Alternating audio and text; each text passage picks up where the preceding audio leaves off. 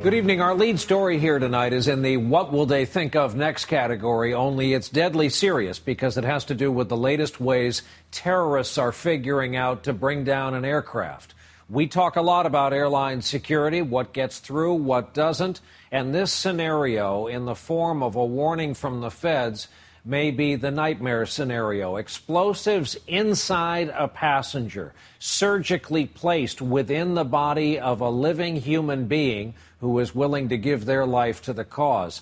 It's a grisly business, but just the threat of it could change air travel.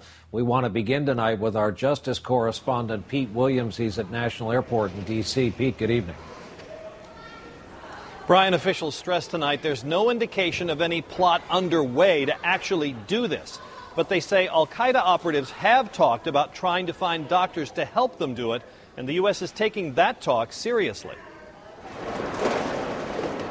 It's renewed interest in an idea for evading airport security. American officials say recently intercepted intelligence indicates al-Qaeda terrorists in Yemen may attempt to surgically implant explosives or explosive components in passengers to carry out suicide attacks. We see this as the evolution of how they can try to defeat us, to get around those layers of security we have now. Under one scenario, the terrorists on board a plane would inject a chemical detonator into the part of the body where the device was implanted, or it could be a radio-controlled detonator set off by a cell phone. The intelligence suggests it would be tried on a flight to the U.S. from overseas. Airlines that fly here have been advised, and airports where those flights take off have been urged to increase security, with more physical pat-downs, checks for traces of explosive chemicals, more questioning of passengers about their reasons for travel, and more use of the full-body scanners in airports that have them. A former Homeland Security official says while there's no single piece of technology that could reliably detect something hidden in the body, such a plan would be hard to carry out. You don't know how the explosive would react in the body, how the impact would be affected because of the body, and you don't know what effect it would have on the individual of it being in the body, so there's not a whole lot of testing that you can do in advance.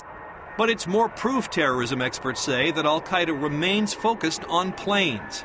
It demonstrates a consistent creativity by al-Qaeda in Yemen to try and circumvent our security. We've seen the underwear bomber, we've seen the cargo plane plot. This would be a logical progression for them to try and figure out another way to attack us.